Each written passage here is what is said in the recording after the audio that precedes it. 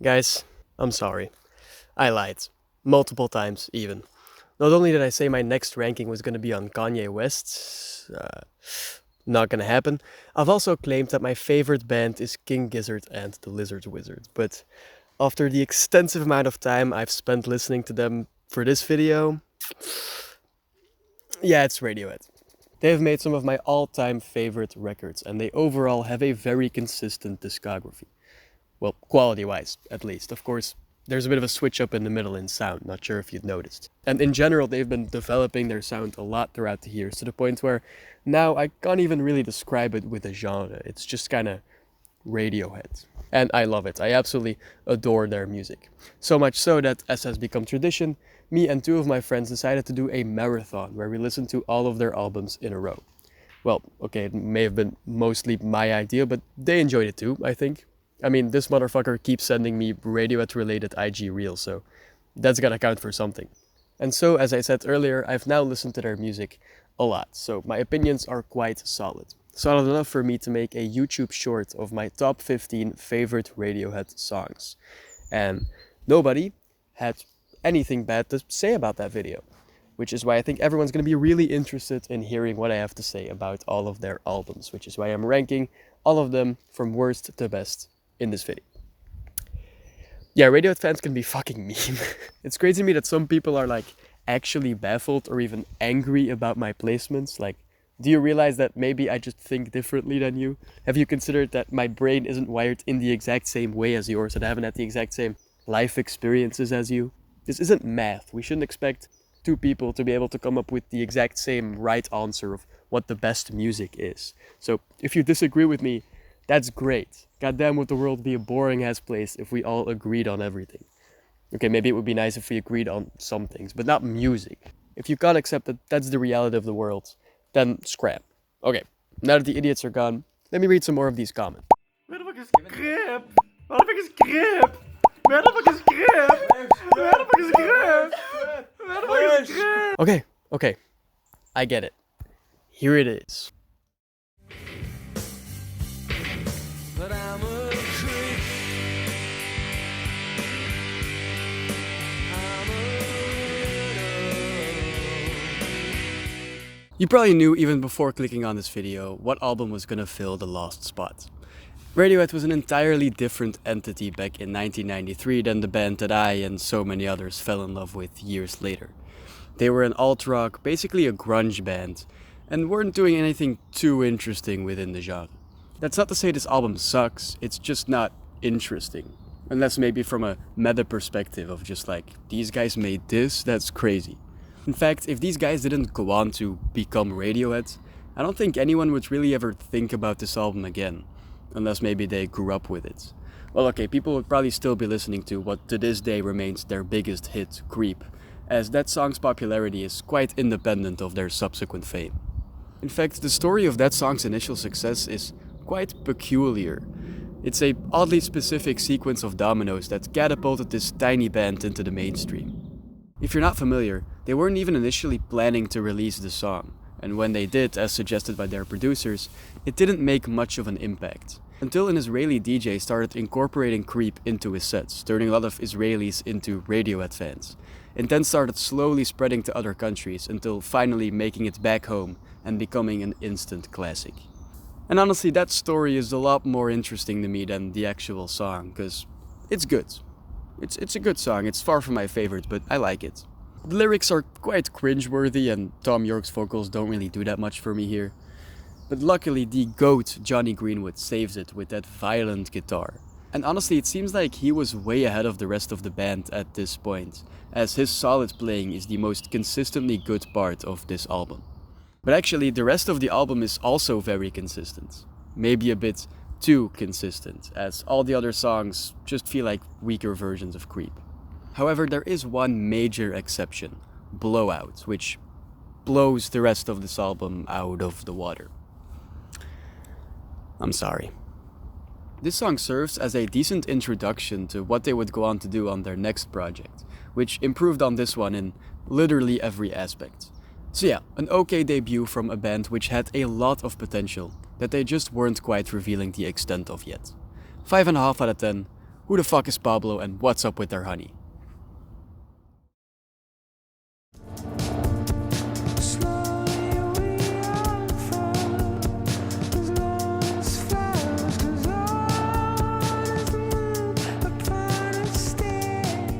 How do you follow up one of the most universally beloved albums ever? Well, Radiohead are in quite a unique position as they've had to answer this impossible question 3 separate times. And they've come up with 3 completely different, valid answers. Do a full 180, release more music from the same sessions, and after In Rainbows, Radiohead decided to scale things down a little for The King of Limbs. Instead of trying to compete with its incredible predecessor, they went for a more light-hearted exploration of where the band was at the time. It's not overly ambitious, but it is still definitely experimental to an extent. In fact, in a lot of ways, this is their least accessible album, with complex rhythms, weird sounds, and quite repetitive laid-back songwriting. That lost quality can definitely make this album feel a bit like background music, which isn't necessarily a bad thing. If Radiohead set out to make some good background music with The King of Limbs, then they definitely succeeded. It just makes comparing it to their other albums a pretty unfair battle. However, there are still some great songs that hold up well when listened to intently in isolation. But when slotted into a tracklist of a bunch of very similar songs, they don't quite achieve much.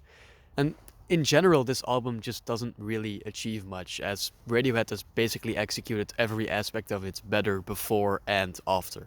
They've even done this very album better, as they did some live recordings of it in the basement, similar to In Rainbows. And it's great, surprisingly great. I don't know, these versions just feel so much more alive and dynamic. I'm not sure what happened with the studio album, but I vastly prefer this. In fact, there's even some extra songs that are better than like 90% of what's on The King of Limbs. Especially the Daily Mail. If you haven't listened to that one, definitely check it out. It's an absolute banger. Although, it doesn't really fit on this record, so I get why it was left off. Overall, just kind of weird how this thing ended up, but again, I do respect how they were intentionally scaling things down here, so a 6.5 out of 10 is fair. Still quite disappointing. Okay, now we've reached the bangers. I really like every album from here on out and often see myself returning to them, which, I mean, we're only 2 records in, so that's very commendable. All of that just to mentally prepare you for what I'm about to do. Radiohead has made a ton of classics, so I'm bound to put a fan favorite near the bottom of the list. That's just unavoidable. So, here we go.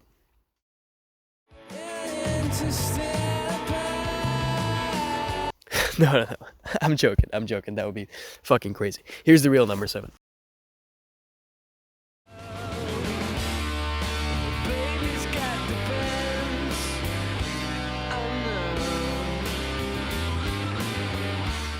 If Pablo Honey was the first 5 Beatles albums, then The Bends is Rubber Soul. We haven't quite reached the incredible, universally beloved classics yet, but we have considerably leveled up. Radiohead truly found their own sound here, but they obviously didn't stick with it for long, making this a very interesting point in their career. They're no longer more or less imitating what other people are doing, but they're also not quite inventing their own genres just yet. Interesting as it may be, it does make it a little hard for me personally to get excited about this one, as this is not really the sound I fell in love with.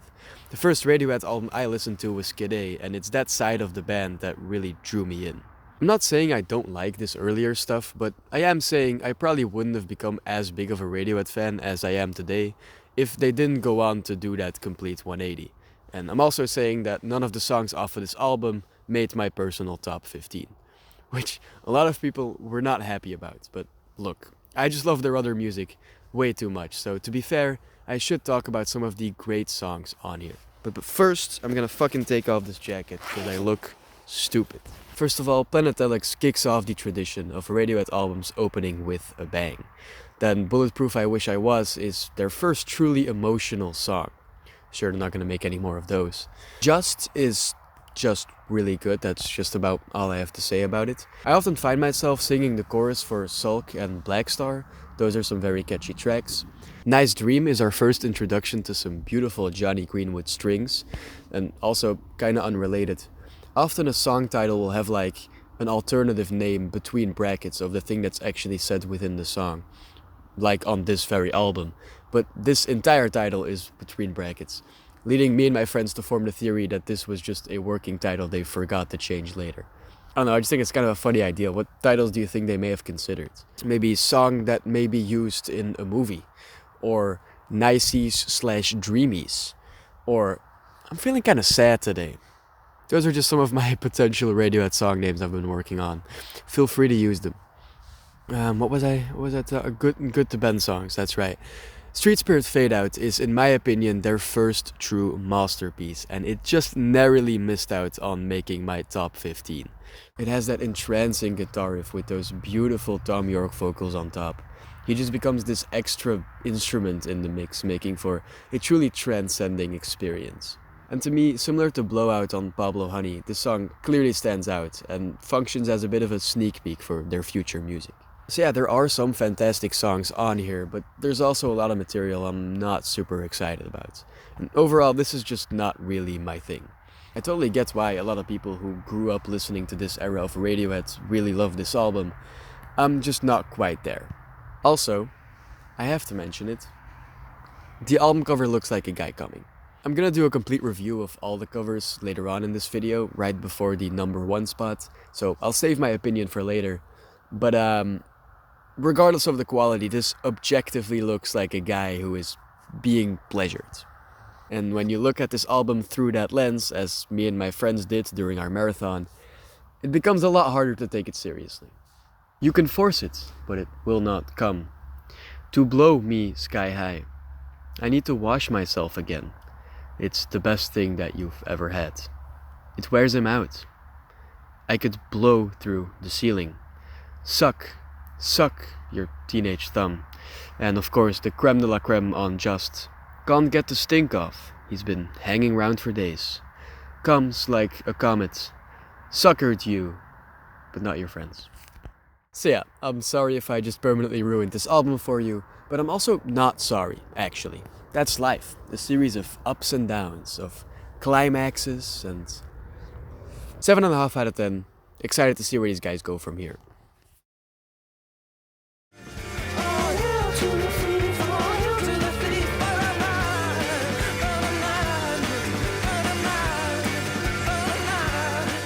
Hail to the Thief is a weird one. It starts with one of my absolute favorite Radiohead songs, starting with that slow build-up until Tom goes, because, and then it goes fucking crazy. As I mentioned in my top 100 favorite songs video, where it satisfyingly landed at spot 22 by the way, I will never not go fucking apeshit when listening to this song. It just does something to me, I can't control it. What a masterpiece. As much as I love the switch up in sound they made, I kinda wish they'd return to their rock roots a little more often, as this song proves they're still absolutely capable of making some of the most exciting rock music out there. But why am I complaining about them not returning to the sound when they clearly will on this album? I mean, the opener couldn't just lie about what the rest of the project has to offer, right? Well, unfortunately, this is by far Radiohead's most inconsistent album. It's like a showcase of all the different sounds they'd been working with up until that point. As a result, it feels like it doesn't really know what it wants to be exactly. Is it a rock album as suggested by the intro? Is it a continuation of the Kid A/Amnesiac sound as suggested by songs like The Gloaming, We Suck Young Blood and Backdrifts? Or is it somewhere in between like a lot of the stuff they would make later on? We get some of that here too, like on A Punch Up at a Wedding and on Mixomatosis. There's even some wholly unique things happening on here, like whatever the fuck Sit Down Stand Up is, and the closest thing we'll ever get to Thom Yorke rapping on A Wolf at the Door. And here's the thing, I really like most of this stuff. I think almost every song on this album is some degree of good. It just doesn't make for the best album experience, something Radiohead is typically very good at providing. But that may have something to do with the fact that a Radiohead album typically takes a long ass time to make. If you listen to the stories of their sessions, it can sound like absolute hell. There seems to be a positive correlation between how good a Radiohead album is and how grueling of an experience the recording of it was. Supported by the fact that the Hail to the Thief sessions supposedly went really nice and smooth. They finished in 2 weeks, basically recording one song a day.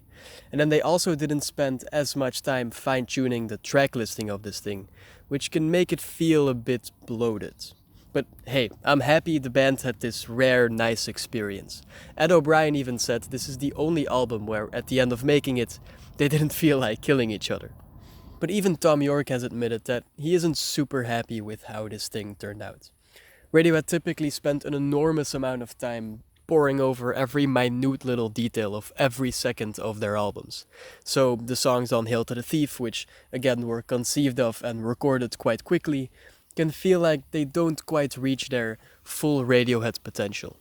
And I feel like that's why this album has this sort of paradoxical critical reception where most people who've listened to it really like it, but because we know what this band is capable of, it's not talked about that much, or at least not as much as their other work. Which leads a lot of people to call this album underrated, but I don't necessarily agree with that. I mean, if everyone calls something underrated, then it's not. I learned that from Syndrome. Fuck, I'm coming across way too negative. Hail to the Thief is actually a fantastic album. If made by any other band, I would be singing its praises all day long.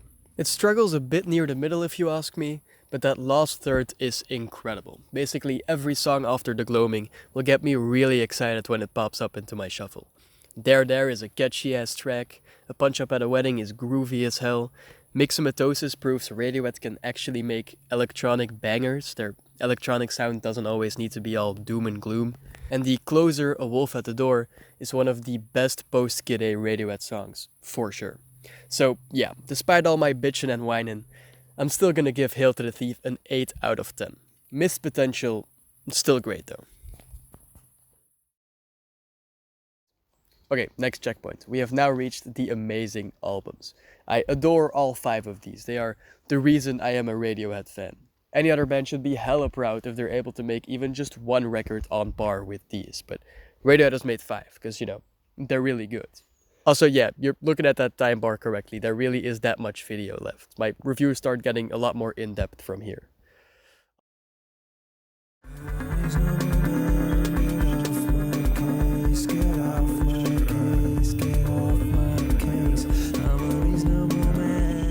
Amnesiac is a collection of Kid A B-sides. I know. A lot of Amnesiac fans like to spread the word that is in fact not the case, but it's not necessarily a bad thing. Like, look at Untitled Unmastered by Kendrick Lamar, for instance. A collection of songs that are made in a similar mindset, in a similar point in the artist's career, with a similar creative process of one of the best albums ever, can still be amazing, and Amnesiac is no different. However, there is still an amnesiaciness to these songs. It's still a quite cohesive album. It's certainly no Hail to the Thief. For instance, one amnesiac quality is showing a lot more restraint than its predecessor. Instead of having these lush sounds that continue building until the whole mix is filled up, like on Kid A, there's a lot more quietness in the mix here. However, there are still some songs here that continue building throughout the runtime, Kid A style, like the incredible You and Whose Army and Pyramid song, which are actually quite similar to How to Disappear. They're definitely not as good, we'll get to it, but they are my favorites on this album, and they would fit quite well on Kid A. But that does make them stand out a lot amongst these more bare bones songs. Like, look at the first 4 songs on this album. Amnesiac opens with Packed Like Sardines in a Crushed Tin Box, great title, which just consists of a simple drum loop with some raw synths on top. Still a slapper though. That then abruptly transitions to the aforementioned lush epic Pyramid song. That then again abruptly transitions to the thumping drum machine on Polk Pull Revolving Doors, which features Thom Yorke with a Kid A title track-esque auto-tune effect, yapping about different doors you might consider installing in your house, which then extremely abruptly transitions to the gentle, quiet, almost a cappella beginning of the again aforementioned You and Whose Army. I might be wrong, but I feel like, similar to Hail to the Thief, there wasn't that much thought put into the overall pacing of the track listing here, because Kid A, on the other hand, with a very similar variety of sounds, manages to be one of the best paced albums I've ever heard. But I'm getting ahead of myself here, and I apologize for comparing this thing to that thing so much. It's just kind of hard not to. But I'm pulling a Joseph Anderson, where my review is coming off as much more negative than I actually am. so while they might not flow together super nicely, I should still talk about some of the amazing songs on here. But before that, I need to get one more negative comparison to Kid A out of the way first. But this one's not on me, okay? You should blame these guys for putting Morning Bell on this album again. Now, I do actually think it's a cool idea to put different versions of the same song on separate albums. I talked previously about how many different iterations a given Radiohead song goes through, so making more of them quote-unquote official is a neat idea in theory. The problem is that this version is just so much weaker than the original Morning Bell. I'm not sure I would even like it that much if the Kid A one didn't exist, but the comparison definitely doesn't help its case. Remember that part in the original Morning Bell where the song starts building up and the guitars get introduced back into the mix and Tom goes round and round and round and round, and then it goes back to the quieter mix? Oh my god, incredible. Well, this version at that point just doesn't do anything. It only introduces these Christmassy ass bells into the mix, and I just don't like it. I don't know. Okay, no more mentioning Kid A, I promise. After that, we get the amazing Dollars and Cents. Love the drums, love the bass, love the lead guitar, love the vocals, and especially love the strings. And then, as the song asks, we quiet down with Hunting Bears, which is one of the best interludes of all time, if it can even be classified as such.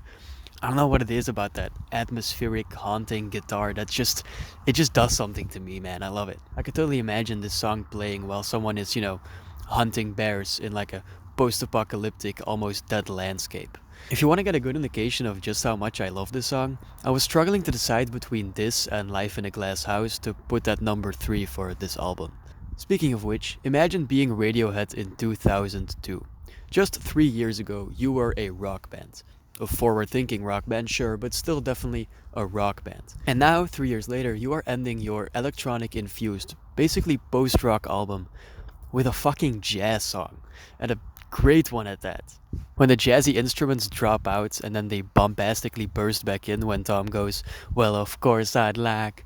Oh my god, what a song, and what an album. I was originally going to give this an 8, but after re-listening to it one more time before writing this part of the script and realizing how much I had to say about it, goddamn, this video is going to be so fucking long, I realized that this actually deserves an 8.5 out of 10. Overshadowed by its older brother, but still fantastic. Okay, before we get to the top 4, did you know Radiohead made a video game based on Kid A and Amnesiac in 2021? I feel like not enough people have heard about this. I used a lot of its visuals for my short and only one person commented about it. Shout out to them. I personally found out about it not through some Radiohead-centered content, but through a video by Jacob Geller about games that aren't really games. Which is a fantastic watch, by the way, would recommend. But yeah, he's not wrong, this isn't really a game per se. The Kid Amnesia exhibition was originally meant to be a physical, real-world exhibition, but their ideas got a little bit too grand to fit into a venue, so they decided to transform it into a digital experience instead. So it's really just a walking simulator. You look around while some stripped-down versions of the songs you know and love play in the background.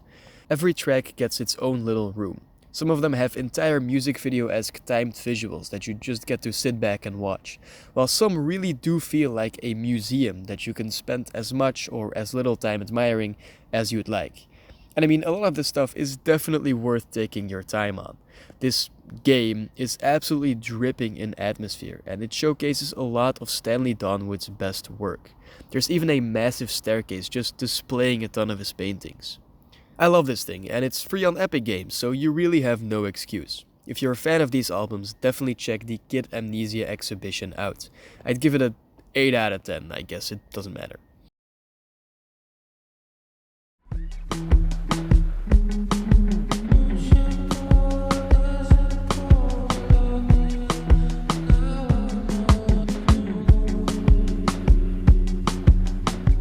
I recently discovered Professor Sky's record review, and he has quickly become one of my favorite music reviewers on YouTube. He's super knowledgeable, is able to express his thoughts so well, and really funny too, and he does all of that without editing his videos. It's crazy. Anyway, he recently did an in-depth review for the latest The Smile record, Cutouts, and in it he talked about the roles of the different The Smile members. All right, so most obviously, we got Tommy Town. Okay, so some songs are going to be Tommy Town. That's where you're talking about the bloopy synths, the haunting melodies. I'd also maybe say kind of bass-led songs. Okay, but maybe instead of Tommy Town, we're going to Johnnyville. All right, we're talking orchestral soundtracks. You know, real orchestras, not computers, not bloopy bloops, Tommy. We're talking real orchestras. And then finally, we have the third one. We have the Skinner jams, all right? In terms of Radiohead, the most Tommy Town album is probably The King of Limbs, maybe Cadet and Amnesiac. But if you want to get some good Johnnyville, then look no further than their most recent offering, A Moon-Shaped Pool. The London Contemporary Orchestra brings such a grand feeling to this project that's quite unique within their discography. The record immediately pulls you in with its bombastic opener, Burn the Witch, with those beautiful, almost rhythmic violins. But afterwards, Daydreaming scales it all back and puts you in a trance with that mesmerizing piano. One of my absolute favorite late-stage Radiohead songs, and probably their most accurate title too. Like, this feels like the perfect soundtrack to a sleepy daydream session. And man, the first half of A Moon-Shaped Pool is just ridiculous. I mean, Dex Dark, are you kidding me? This album is so far removed from rock music that when we finally get our first guitars 3.5 minutes into this song, it hits that much harder.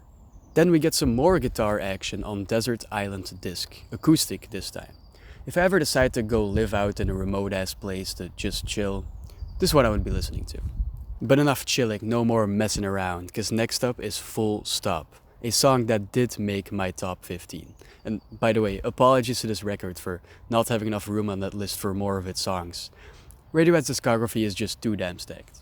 But you know I love me a good build-up on a Radiohead track, and this one just gets me so goddamn excited every time. Again, when the guitars kick in and the drums get more demanding, and we get those repetitions of The Truth Will Mess You Up, and eventually All the Good Times, it goes so goddamn hard. I need more music like this, please. But then, the second half curse, the eternal, unbreakable curse that makes the second half of an album more likely to disappoint, kinda kicks in, but not fully. They're just like poking their head around the corner. They're ugly, fucked up little heads. But I mean, yeah, that amazing first half is kinda hard to beat. We still get some beautiful Johnnyville arrangements in the latter half. Identikit, for instance, is another banger. Probably the most straightforward and accessible track on here. It's quite catchy. You wanna see me happy? Easy. Just have a recognizable hook that after a couple repetitions gets sung by an entire choir. That's my shit right there. But you know what's not my shit? Ending an album with a piano ballad. I don't know, it's kinda overdone and it often doesn't impact me as much as the artist seems to want it to. But luckily Radiohead knock it out of the park with True Love Waits. A beautiful, intimate love song which is quite rare for these guys. And the fact that this is one of their older songs that finally officially got released at the end of their last project, yeah, it's kinda perfect. I say last project, of course I'd love for them to make more music and I'd kill to get an opportunity to see them live, which might happen this year, fingers crossed. But if this really is it for Radiohead, then I gotta admit that True Love Waits and A Moon-Shaped Pool as a whole would serve as a very satisfying conclusion to their career. Which is why it just barely inched over the cutoff to receive a 9 out of 10. Beautiful. I quickly want to make it clear that even if Radiohead haven't done much since their last record, we've still been getting some amazing music from a couple of the boys. As referenced earlier, The Smile is the creative endeavor by the main driving forces behind Radiohead, Johnny Greenwood and Tom York, joined by the incredible jazz drummer Tom Skinner. A lot of Toms here. And they've been keeping up the legacy very well. I describe their sound as a more groovy and jammy version of late-stage Radiohead. The trio has released 3 albums so far, and I think they're all consistently great. But if I'd have to rank them, I'd say A Light for Attracting Attention, Wall of Ice, and then Cutouts. And they'd all land around The Bends and Hail to the Thief on this list. If you're a Radiohead fan, you gotta check out The Smile. It's a great development of their sound.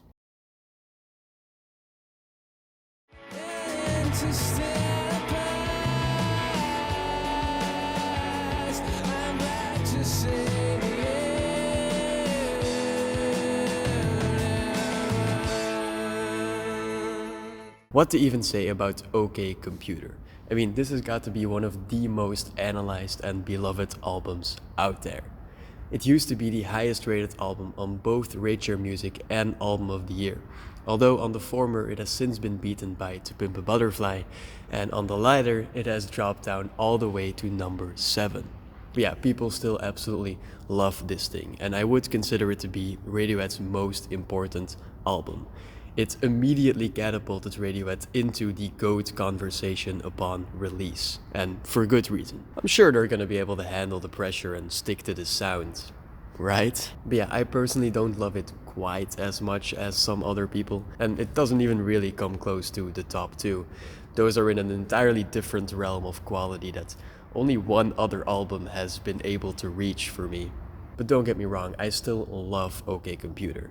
To put it into perspective with my other videos, I think this album is better than any Gorillaz album, but just barely though. And I think it's better than any King Gizzard project, except for Nonagon Infinity, but just barely though. And now that we've reached the best of the best when it comes to Radiohead, I think it's only fair to go through all the songs one by one. Although I won't go super in depth on all of them, I'm not some kind of music expert, I know, shocker. Nor will I do some deep analysis on the lyrics on this album. And you may have noticed that I actually haven't talked about Thom Yorke's lyrics in this video at all yet. And that's because it's not really my priority when it comes to music, especially for Radiohead. I think the sound and the way the emotions are conveyed within the music itself is much more important to me. I know there's some beautiful things to find in Thom Yorke's lyricism. You can go watch countless analyses on that. It's just not quite my thing. So, okay, let's actually get to these songs. Airbag is a great intro. Radiohead isn't quite revealing all their cards just yet, but they do immediately showcase how this isn't just another alt-rock album. Oh. Okay. Guess I just have to do that a couple times. Oh. But they do immediately showcase how this isn't just another alt-rock album. It's quite different from their other stuff and from everything within the genre at the time. I mean, this basically went on to inspire every alt/art rock album to come. And this intro is a great indicator of why that is, even if it's not one of the absolute bests on here. As opposed to Paranoid Android, commonly seen as their best song to date, and a lot of you were not happy with my treatment of it in my top 15. Now again, here's the thing. Those two albums are stupid. If they didn't exist, this would be my number 3. And it's still one of my absolute favorite rock songs, like, ever. It's got a Bohemian Rhapsody-esque 3-act structure to it, easing you in with that simpler intro, then slowly getting more nasty until it hits you with one of the best guitar solos of all time, similar to Bo Rap. And then it eases things out with that rain down part, which is, oh my god, why don't Radiohead make more long songs like this? If you've seen my top 100 favorite songs video, you may have noticed there's a strong correlation between how long a track is and how much I tend to enjoy it. And I feel like Radiohead hasn't quite reached their full potential when it comes to My Love specifically, because their runtimes tend to be on the shorter side. Anyway, somehow Paranoid Android is still not my favorite song on the album, although it has beaten Subterranean Homesick Alien, which held that title for a while. I know it's a bit of a weird choice, but that song just slaps. I don't know. That's all I got, it just slaps. Not as much as Exit Music for a Film though, the true best song on this album. And oh my god, this might just be one of the greatest 3-song runs ever. You got all 3 of my favorites right in a row, it's crazy. Like, holy fuck, I said I wasn't much of an acoustic guitar ballad guy. Okay, I actually said I wasn't much of a piano ballad guy. I guess I'm just not much of a ballad guy in general, but that first half makes me want to cry. I'm just not quite sad enough for that yet. If I ever get emotionally fucked up, remind me to listen to this song, so I can get more emotionally fucked up. But what's this? We get some choir vocals on the keys? That's not allowed, this is a guitar ballad. And then you add some drums and a nasty ass distorted bass? That's illegal, arrest this man! But why am I levitating? Perfect song. After that ridiculous run of bangers, Letdown is a bit of a letdown. Okay, calm down, calm down. I only partially meant that. Yeah, this was the song whose lack of inclusion on my top 15 seemed to have generated the biggest upsets. And I don't get it. The song is very good, sure, but to me it just kind of feels like, yeah, that's another OK Computer song. It fits the album, its inclusion probably makes it a little bit better, but it doesn't really stand out to me. But, I mean, to be fair, it would be really hard to stand out on such a fantastic album. Imagine being accepted into OK Computer. That's a big responsibility. I wouldn't be able to handle the pressure. I might start faking my emotions a little bit to try to fit in. Get a bit melodramatic, perhaps, like Letdown. Yeah, I don't know, this song just feels kind of fake to me. It doesn't hit me anywhere near as hard as a lot of other emotional Radiohead tracks do, but whatever, I'm yapping. I guess I should just keep it at, I think this song is overrated. There, you happy? But you know what song is not overrated? Well, okay, maybe a little bit, because this whole album kinda is, don't at me. Karma Police. This absolutely deserves its status as one of Radiohead's biggest songs, with it being very accessible, yet still having a lot of twists and turns. Like in the first half, there's a very clear verse-chorus structure, but in the second half, that completely falls apart. But man, does it fall apart in a beautiful way. Just fantastic song. Okay, we've now reached the halfway point, and man, what a fantastic album. I really hope they keep this up. Psst, they don't keep it up. Yeah, the second half curse strikes again. The album doesn't get bad in any way, it's still fucking OK Computer. It just isn't able to keep the ball rolling at top speed, in my opinion. Like, look at Fitter Happier. What an unnecessary obstacle on the road. Stopping this speedy ass ball rolling down for no good reason. I get it's just meant to be an interlude, I get it fits with the lyrical themes of the album. I don't even think it's bad. I mean, this is still Radiohead at their prime, it's a very well made song. It just doesn't need to be here at all, in my opinion. And every time I get here, I'm just like, oh yeah, I gotta listen to this now. Great. Okay, the second half of OK Computer. The second half. I wrote a whole script where I was yapping about all these songs, but I was just kind of forcing myself to talk about stuff I didn't actually have that much to say about. So, lightning rounds. Weird inclusions, but I respect them. Probably my least favorite here for similar reasons as Letdown. Why the fuck is this their second most streamed song? And these two are fantastic closers. Alright, there it is. I always kind of forget just how great this thing truly is. I totally get why a lot of people really connect with it and consider it God's gift to Earth. I'm just personally not that excited about it. Maybe because I missed a moment, or maybe because I'm just stupid. Also possible. But regardless, I still love this thing, and it would be a crime to give OK Computer anything less than a 9 out of 10. The album.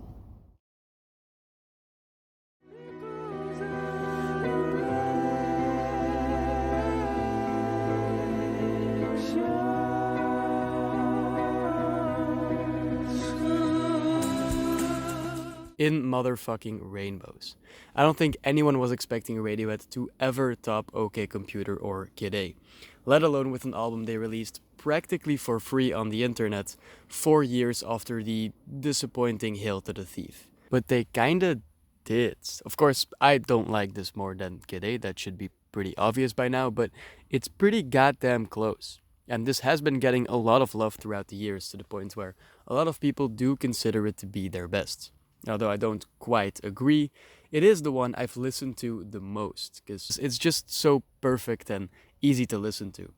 For those other two, I need to be in a bit of a specific mood to really get the most out of them, but in Rainbows, I can listen to this any goddamn day and still never get tired of it. Like any Radiohead thing, In Rainbows has a bit of a melancholic edge to it, but I wouldn't necessarily describe it as sad per se. Well, except for Videotape. It's its own specific mood that Radiohead invented for In Rainbows. I think the best way to describe it is, it's like Thom Yorke has accepted his role as just being a bit of a sad guy. He's no longer a clearly depressed and slightly disturbed individual. He's come to terms with his fear of death and found the beauty in his emotions. And whether true or not, all of that is perfectly portrayed on this record. And in general, this album is about as close to perfection as you can get. If you look that word up in any dictionary, you just find in rainbows. Don't check that. Even more so than Kid A, to be honest. That album kinda revels in its imperfections. It's lightning trapped in a bottle. There's a lot of production and writing choices on there that honestly have no right to work as well as they do. But meanwhile, in Rainbows feels like it's genetically engineered to be perfect.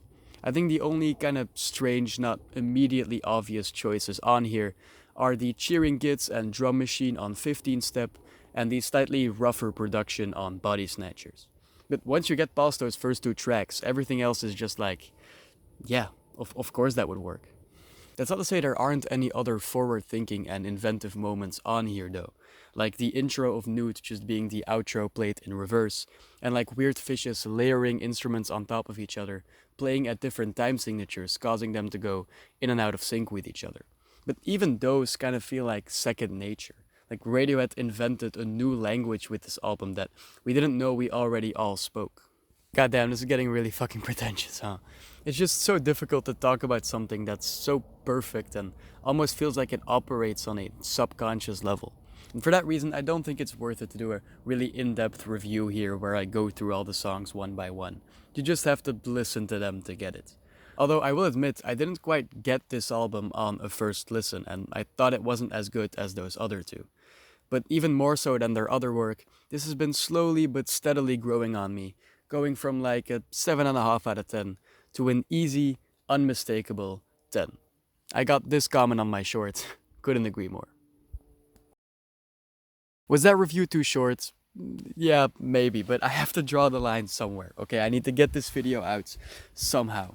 You know why Rainbows is good, I don't need to mansplain you. If you want that, go listen to the Dissect podcast season on this thing. That will actually give you a deeper appreciation of this album. I, on the other hand, have to spend my time talking about way more important stuff, like... just like my Gorillaz ranking before we get to the number 1 spot. Ooh, what's it gonna be? Well, you're gonna have to stay guessing just a little while longer, as I'm first gonna rank Radiohead's album covers. I think it's a very important and often overlooked aspect of the art form, so let's give Radiohead's designated artist Stanley Donwood some love.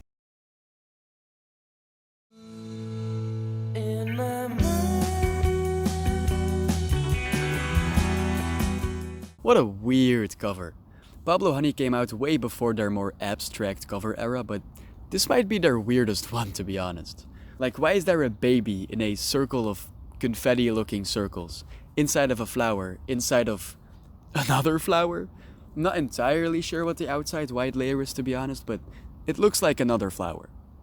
And then there's the typeface. The title here looks pretty rough, to be honest. Like, why are there only very occasional big paint gaps? It generally makes it look like a mistake. And also, why purple? Doesn't mesh with the other colors here at all. But honestly, the Radiohead text looks even worse. The R is like the negative space in a black circle, but it's a perfectly clean circle, so it stands out like a sore thumb next to the other very unclean letters. It also uses the same confetti thing as the baby circles. Just why? 3.5 out of 10. Why everything? Just 'cause you feel it doesn't mean it's there. From afar, the Hail to the Thief cover looks pretty decent, I guess, but when you investigate it up close, I don't know. I like the top part, that sort of sky with the stringy bits going up, looks sick. But then you go down, and it's just words. I get that this is Radiohead's most political album, and it touches on the most earthly subjects, I guess, but just spamming random terms all over the screen that are completely meaningless without extra context is just a bit pretentious to me. Maybe these are all like really clever references to the different tracks on here, but to me it just feels kind of forced. Still looks good though. I don't think Stanley Donwood is capable of making something that doesn't. Well, except for Pablo Honey, of course. We don't talk about that. 5 out of 10. Trying too hard.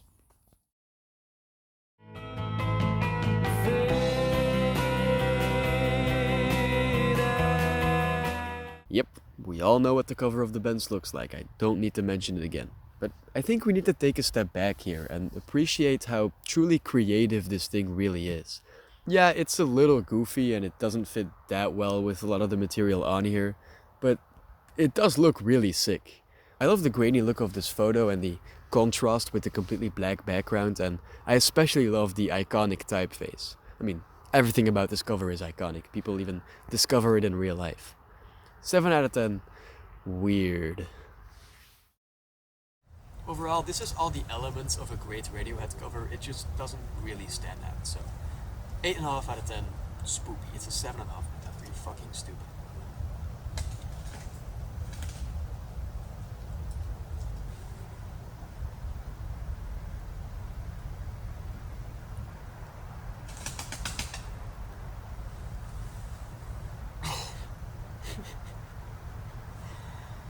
It's a bird. Okay. I'm not even recording. Fuck. Oh my god. I was not recording. That's so fucking stupid. Holy shit. Okay. Well, let's do that again.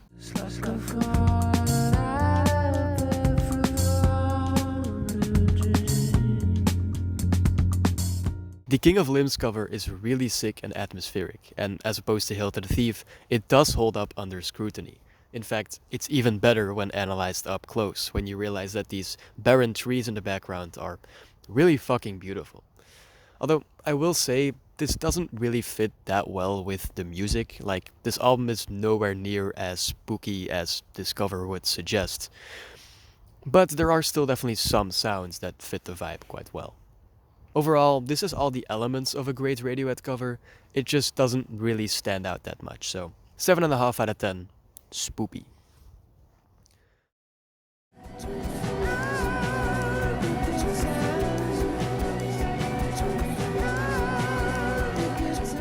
Moon-shaped? Sure. I guess this thing looks vaguely circle-shaped, and so does the moon from time to time. But a pool? I'm not sure what kind of pool Dawnwood has in their backyard, but I'm afraid they might be swimming in a portal to another dimension. Nah, but for real, this thing is absolutely beautiful. Apparently it was achieved by leaving a painting outside, allowing it to be changed by the elements.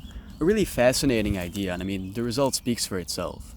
But they just had to fuck up this beauty with the goddamn text. Why, oh why, is it thin, small, and white on a white background? AKA, unfucking readable. You gotta get in there with a microscope to be able to read it properly. Now, obviously we all know what it says, but what's even the point of including the title at all if you can't fucking decipher it? Anyway, I'm not gonna let that drag it down too much. A moon-shaped spool cover definitely still deserves an 8 out of 10. Entrancing.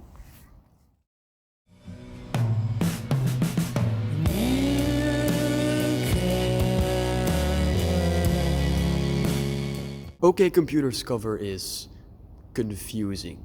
Radiohead's artwork would become more abstract later on, but this one feels the most like a random hodgepodge of stuff.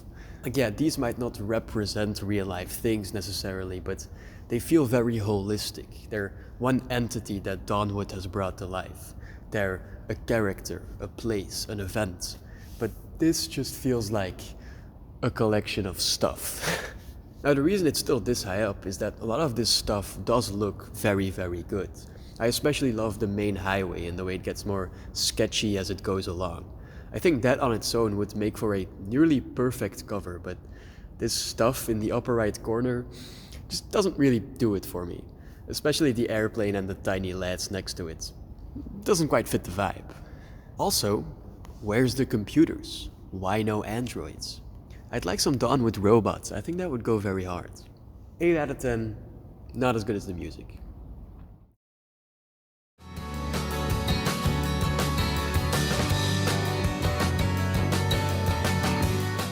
The In Rainbows cover is super iconic, obviously, it's incredible. But am I crazy for always having thought this was a fetus?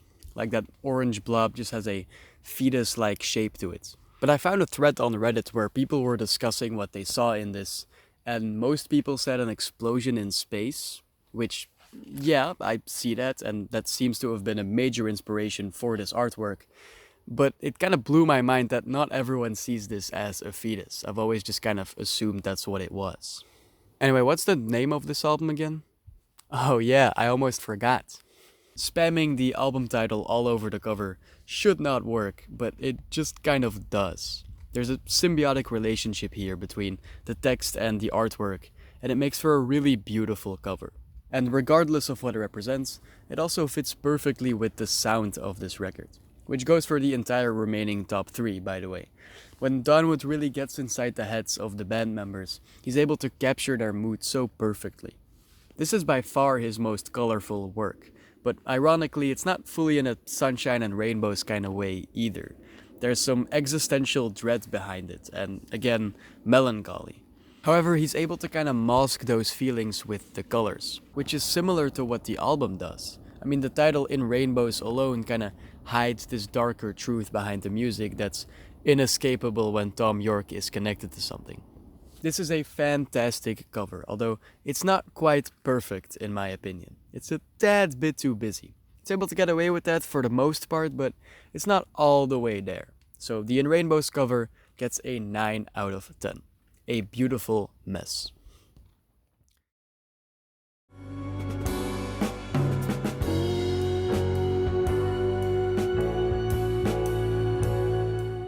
A surprise heavy hitter here. I definitely initially didn't think Amnesiac was gonna land this high, but I don't know, it's just such a vibe.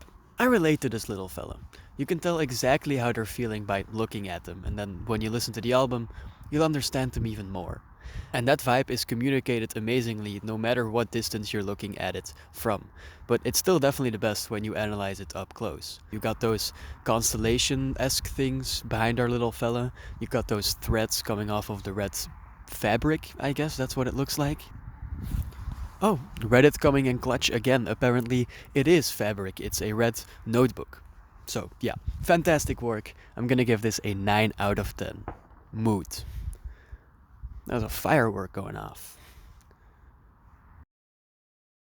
I'm not here. The Kid A album cover is my second favorite cover of all time, behind Plastic Beach, as I mentioned in my Gorillaz video. Although, actually...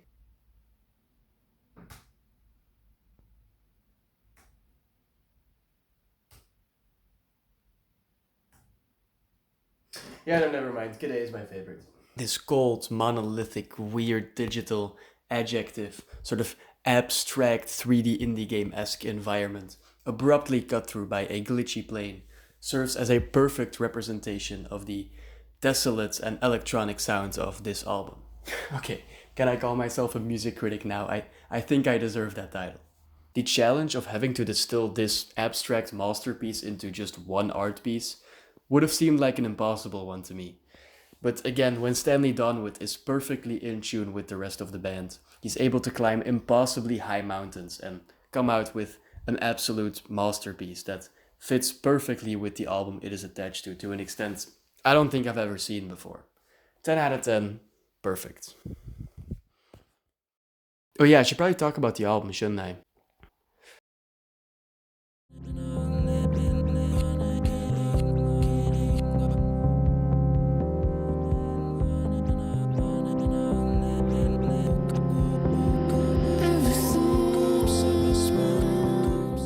So yeah, if you're looking at the remaining runtime of this video, the real reason I only talked about In Rainbows semi-briefly is so I could spend more time gushing over this one, so buckle up. You might be wondering, why no fancy location for your favorite Radiohead album? Why just a boring-ass blank wall? Well, let me tell you a story. I used to be part of the Giro. It is a Boy Scout-esque group, I guess. It always blows my mind other countries don't have jeugdbewegingen like we do in Belgium. It's the best thing ever. We gathered together every Sunday to do some fun shit, and the highlight of every year was our summer camp, where we slept on a random field somewhere in tents with about 200 other kids, did some crazy activities, and we always close it off with our gigantic campfire, which honestly feels like it should be illegal. It's absolutely fucking beautiful. The Giro was a part of my life for 14 years, but last year I decided to call it quits, and everybody who leaves gets some kind of present. Well, I got this. It's not in the best condition as it's just been laying here in my room for about a year. I feel kind of bad, but it has all the names of everyone on the back, which I'll never be able to see again because I'm gonna put it up now, as is about time.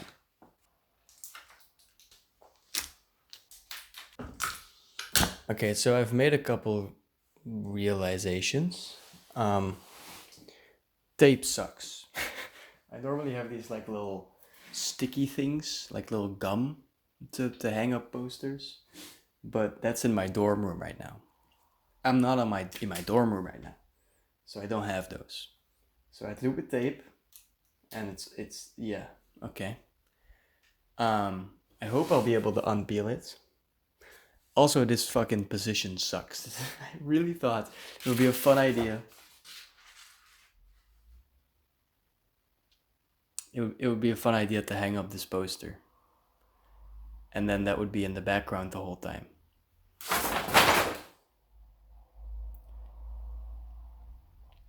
You know, that would have been cool. That would have been nice, wouldn't it? Okay. I swear, this is gonna get a better location one day. I'll film it when I put it up for real. But I really just wanted to film right now. And I've had this idea for so long. I'm gonna do it. So here it is. I might be horribly misforming it even more now, but there you are. Radiohead. Yay. Okay, let's actually talk Kid A now. And let's set the mood. I feel like it's absolutely impossible to do this masterpiece justice, but I guess I'll try. Let's set the stage first. You're Radiohead. You just released an album that was instantly considered one of the greatest rock records of all time. And people are already calling you the saviors of rock. Now, you're not sure if you like that, if you deserve that title, but sure, we'll go on tour. Oops, this is the worst experience of my life. That's Tom York speaking. I just needed a break, and in fact, I didn't get one for another year and a bit, by which point I was pretty much catatonic. So that's profoundly sad. And you know, that's kind of this band's thing, making sad music, but the world was not ready for what was to come. Radiohead all but abandoned rock music to escape the pressure of being rock saviors and went full-on electronic for their next sessions, with drum machines, synths, and unconventional studio time where not every song had all the band members in the mix. Do you like the setup I had here? Do you respect all the effort I put into making this shitty ass background here? Do you like the poster? Well, say goodbye to it, because my camera died. So, yeah. Just gonna use some Kid Amnesia exhibition gameplay footage instead. Oops. Right out of the gate, everything in its right place makes a confident statement in just the first second. No guitars, no drums, just a bass synth and a whole mountain of immersion and atmosphere. And that's the true superpower of Kid A. You get to live in this extraterrestrial world for 40 minutes. You literally get to explore Tom's mind together with the rest of the band members. And that journey is perfectly set up in the opening moments of the album. Everything in its right place is the second best opener I've ever heard. Well, okay, Godspeed also has some better openers, but they're like half the album, they don't count. This whole song feels like a mild tornado swirling around your head with different electronic sounds and edited vocal chops bleeping in and out of the mix. It's a bit of a disorienting experience upon first listen, but, and this goes for the whole album, once you get it, it just clicks and almost feels like second nature. Like, of course this is what it sounds like, of course these were the decisions that were made. Although it definitely doesn't feel like it at first, it's almost like everything is in its right place, maybe. You know what's also in its right place? The title track. Just when new listeners might still be wondering what this album is and if the rock songs are about to come, all doubts get squashed with the most electronic and moody song on this album. The most amnesiac-y song on this album, if you will. And you shall. We get some beautiful Aphex Twin-esque ambient synths with 808s, glitchy effects, and a very distant auto-tune tom in the mix. We are very far from the dramatic vocals he is known for, but Don't you worry, the album is just beginning. The trance the first two songs put you in is then rudely interrupted by the punchy, incredible bass line on the national anthem. But hold your horses if you think we finally entered familiar territory for the band, because this is Kid A, there's gotta be some trippy sound effects in the mix. And Tom York once again gives a very understated vocal performance that seems to completely contradict the beginning of the track. In just one sentence, he does a complete 180 and subverts all our expectations of what this song, or really any song, could sound like. And then they do it again a little later, because remember, this is a national anthem, so around the middle we get slapped in the face with some horns. This is around when you might be starting to wonder where the fuck this thing is going, until understated Tom finally gets killed when he repeats "it's holding on" 3 more times, with his voice now just barely holding on. The drums follow suit and get nastier, the horns start multiplying and swarming around, and this keeps building until you realize you did not get the return to form rock song you were expecting. This is more of a psychedelic parody of a national anthem, and it's fucking incredible. The best song they had made up until that point, in my opinion. Sure, they won't one-up it immediately, right? Oh fuck, why are there acoustic guitars now? How are those beautiful strings so beautiful? What is that whale cry?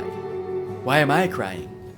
How to Disappear Completely is not just my all-time favorite Radiohead song, it's also my second favorite song by any artist behind that, and it's the only one that has ever actually made me cry. I explained earlier how lyrics aren't typically that important to me when it comes to Radiohead music, but the words in this song hit me like a ton of bricks every time I listen to it. This is a unexplainable, transcending experience that I could never do justice when trying to distill it into words, so I won't. The band then lets you sit with these emotions, that you digest what you just heard, with a pure ambient piece. But Three Fingers isn't just any old unimportant interlude. It is the best ambient music I've ever had the pleasure of laying my ears on. Kid A would not work without it, as it greatly aids the flow of this album, giving a nice break between my 2 all-time favorite Radiohead songs. Yeah, Optimistic used to even be my favorite until I realized How to Disappear is unbeatable. But this still holds a special place in my heart. It's the closest we get to an actual return to form. It's a rock song. Yay, we did it, woo! Not to worry though, this still retains that Kid A mood and fits perfectly on this record. This is another song I can't put into words. Just listen to the first couple seconds and you'll get it. Or you won't. That kinda goes for this whole album. Every song, even the ones with a slower build-up, have like the best first couple seconds you'll ever hear. Okay, checkpoint. You've just experienced the greatest first half of an album ever, in my opinion. Well, okay, Optimistic should probably be considered the start of the second half, with Three Fingers bridging the gap, but just let me have this, okay? These are 6 perfect songs that flow together so goddamn well. It's like Radiohead found some kind of secret law of the universe on how to reach nirvana. And the second half is still fantastic, obviously, I'm gonna give this a 10. But if they were able to keep up this inhumane pace for the whole runtime, Kid A would probably beat To Pimp a Butterfly as my favorite album of all time. How does T-Pap keep finding its way into this video? Come on, get out of here. You're too good, it's unfair. Anyway, moving on, we get to In Limbo, which is probably the most forgettable song on here, as, I don't know, it's like the most stereotypical Kid A song, and it's absolutely incredible. It just blends in with the rest a little, not too much to yap about here. Next, Idiotech has to be the most popular song on this record, and it's a fan favorite for sure. But, I don't know, it never really jumped out to me as a real standout. Although it has grown on me a lot throughout my Kid A listens, and if I were to change one thing about my top 15 now, yeah, Idiotech probably should have been on there. Although I'm happy I made my list before changing my mind on this, as that would have made the Kid A domination on there even more ridiculous. And it would have knocked out my only Amnesiac representation, which just seems kinda disrespectful. Anyway, Idiotech. This is probably the most no-nonsense song on here. It's very Kid A, drum machines, trippy whooshes, existential dread and lyrics, the usual. But it doesn't go too crazy with it, no second half of the national anthem or anything. It's just a straightforward jam, and I totally get why it's so popular. as it serves as a pretty good introduction to this side of the band's discography. We end off the trilogy of straightforward, not super mind-blowing, but still incredible encapsulations of what this album is all about with Morning Bell. Not too much to add here that I didn't already mention in the Amnesiac part of this video. Just very happy we got the vastly superior version on Kid A. Okay, story time. Remember this? Remember the last hero summer camp of my life? Well, me and a friend got a little frustrated that the only two options late in the evening for people seemed to be to either go to sleep immediately or drink and party. And we wanted to bridge that gap a little bit. So my friend had the genius idea of listening to an album every evening. There were always a couple other people joining in, and it was a fantastic experience, really good vibes. These were all the albums we listened to over the course of those 10 days, and I discovered some fantastic music as these were my favorites the others had picked. And these are the ones that I chose. Yeah, we listened to Kid A. Obviously, that's why I'm telling the story. But we picked the perfect occasion for the mood. You see, everybody who leaves the hero gets a farewell text of a bunch of different stories from throughout the years, and then they get read aloud over the course of a couple evenings. This was probably my favorite tradition we had, and as you can imagine, it always got quite emotional. So we decided to listen to Kid A after the reading of my text late at night. We set up a little campfire behind our tent, and come on, these are the perfect conditions for listening to this record. One of my friends is almost falling asleep as, oh my god, those 10 days can be exhausting as hell, and the other was already a big Radiohead fan, he just hadn't listened to Kid A. And I'm just staring at the fire, straight vibing.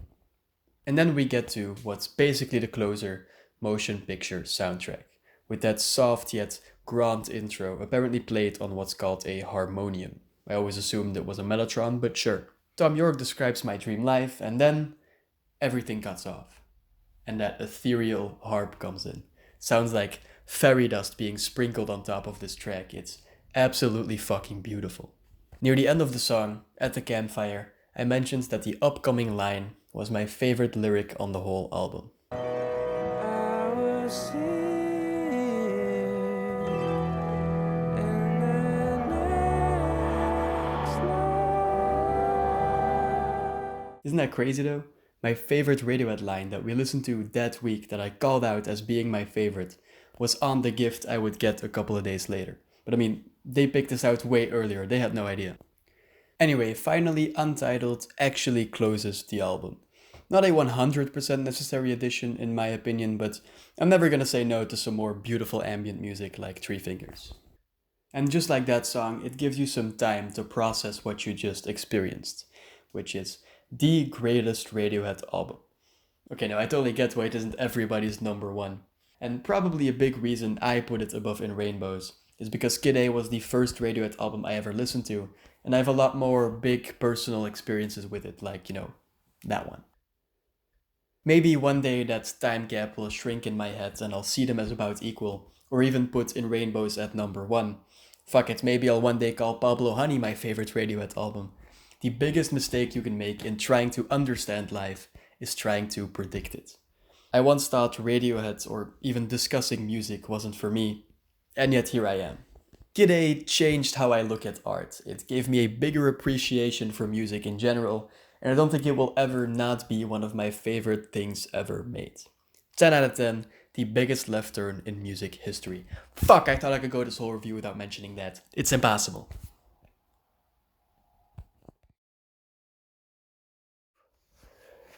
Whew. I did it. Or did I?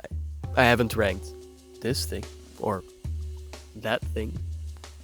Well, these are what I would consider side projects, and turns out Radiohead has made a couple of these. In fact, there's a whole world out there of demos, live recordings, and unreleased Radiohead music, but if I'm honest, I'm not really an expert on that stuff.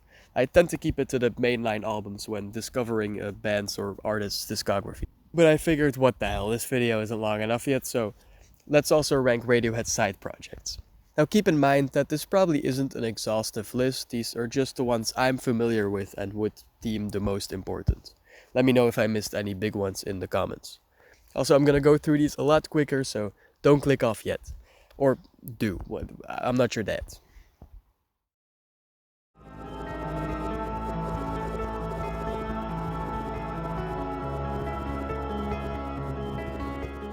This collection of C-sides from the Kid A/Amnesiac sessions was released as the third disc on a compilation album together with the original 2 records.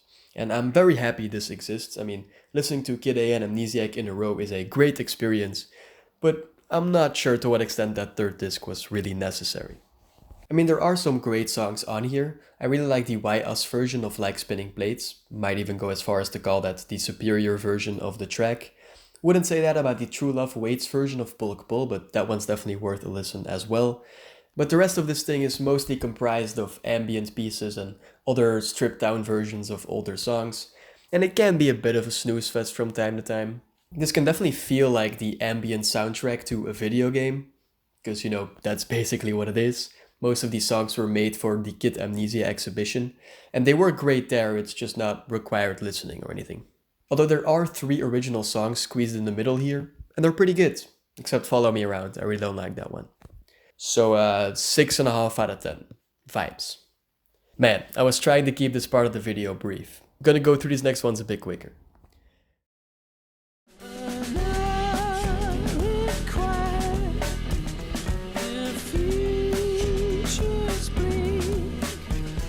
This is a very good continuation of the In Rainbows sound. Definitely worth a listen if you're a fan of that record.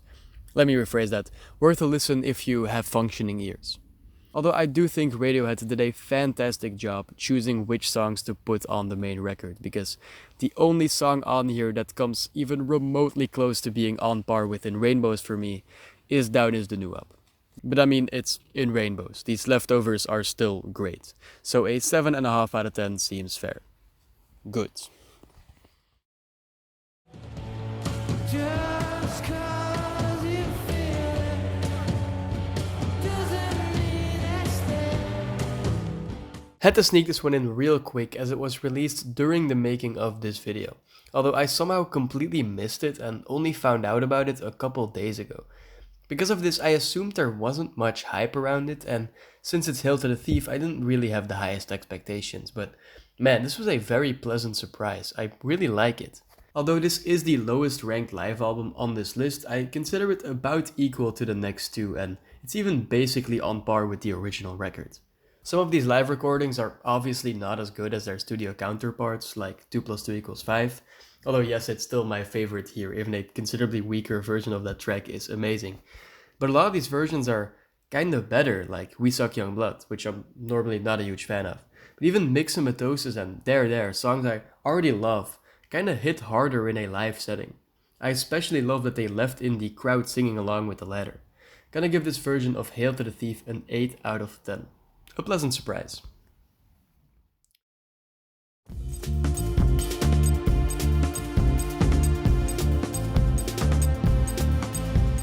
I already talked about this one before, so I won't repeat myself too much.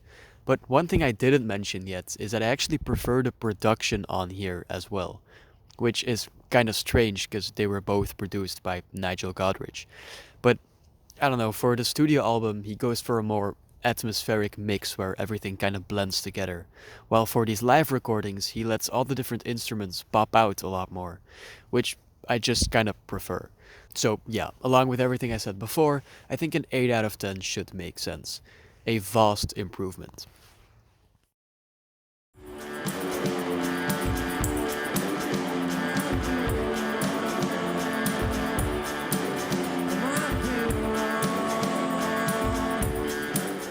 This is a live album almost entirely comprised of Kid A/Amnesiac era songs, so you know I'm gonna love it. But those albums are quite hard to adapt to a live setting with their unique mix of electronic and rock influences. So Radiohead opted to lean heavily into one side of it for each of these songs. So while we get a more electronic take on songs like Idiotech and Everything in Its Right Place, we get a more rocky take on songs like Dollars and Cents and I Might Be Wrong. And I think they all go over very well. This is a really good live album, and I think it deserves an 8 out of 10.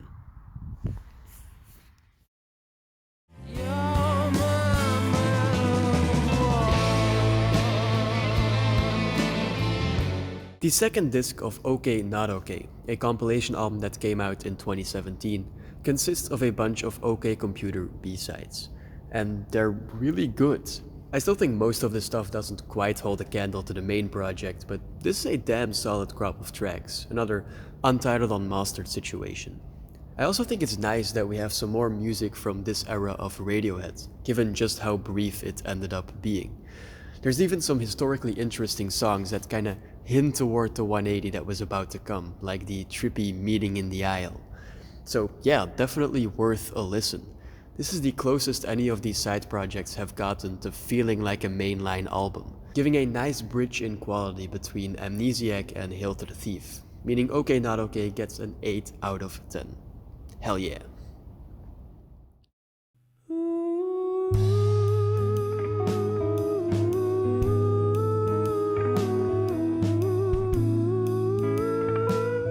I mean, this is In Rainbows. These live recordings are nowhere near as good, but it's still fucking In Rainbows, so 8.5 out of 10. Oh wait, I forgot, they didn't do Jigsaw for this one, so 0 out of 10. Try better next time.